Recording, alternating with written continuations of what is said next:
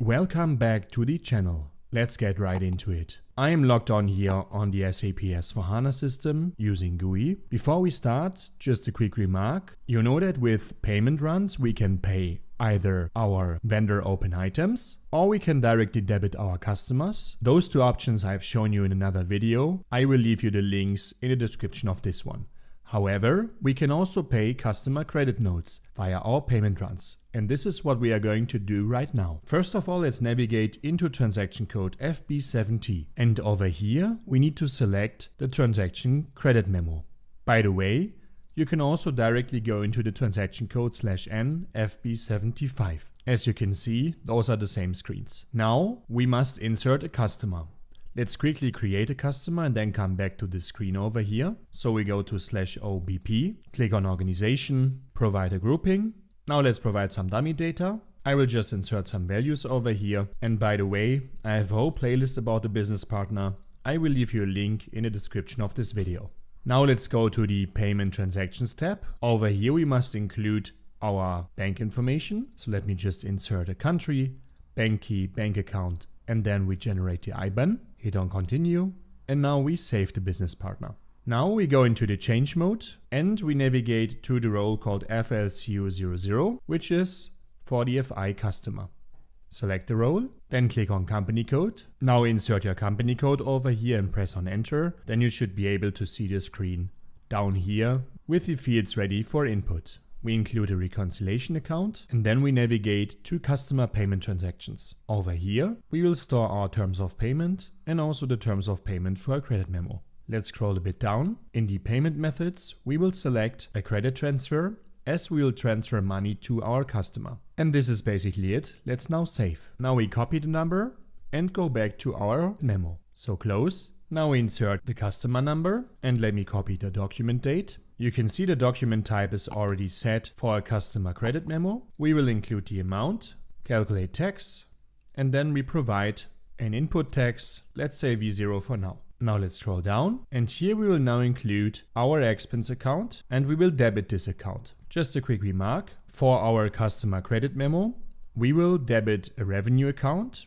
because whenever we decrease our revenues, we need to debit a certain revenue account. And on the other hand, we have a credit to the customer since the liabilities of our customers decrease. So far so good.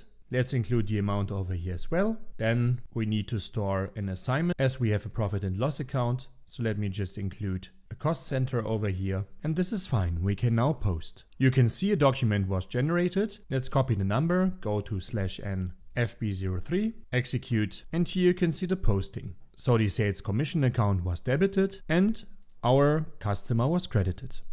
So far so good. Now let's conduct the payment run via transaction code /n F110.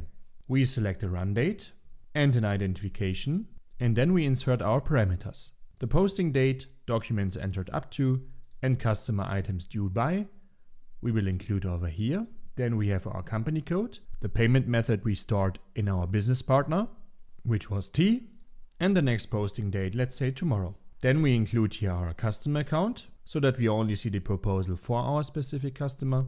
Then we go to additional log and here we select due date check, payment method selection if not successful, and line items for the payment documents. This is always a best practice. Here we also need to include the customer number again. So far so good, we save the parameters. Now we go to status and we click on proposal. Start immediately and enter. Now the proposal is running. We will refresh the status and you can see the payment proposal has been created. Let's display the proposal. You can see all is green. We can even double click here to see the line item. All looks good. So let's go back and back again. And then we click on payment run. This time we start immediately again. And we click on create payment medium. This payment medium will later on be sent to the bank to initiate the actual payment. Now we click on schedule. The payment run is running. You can refresh the status and you can see one payment generated and completed. We can display the payment log over here to see exactly what has been carried out by the system and also the accounting entries. And we can go back. Then in the upper section, you should see a tab called Environment. There you click on Payment Medium. DME administration, and over here you can see the data medium. You can select it and either then go to the edit function. You can't see it right now, but there should be edit written in the upper part of your screen, and then on download to download the medium and send it to the bank.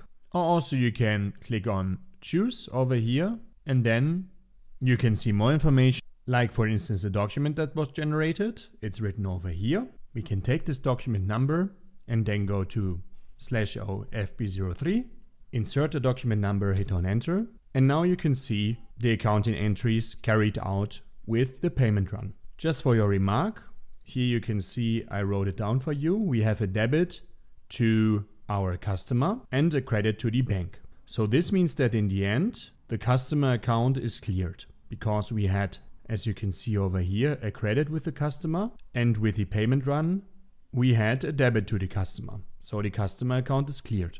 What is left over is a debit to the revenue account, which relates to the open item we created via FB70 or FB75 respectively, and a credit to the bank, which is the result of our payment run. Okay, this marks the end of the video. I hope you liked it. If so, then please subscribe to the channel and activate the bell.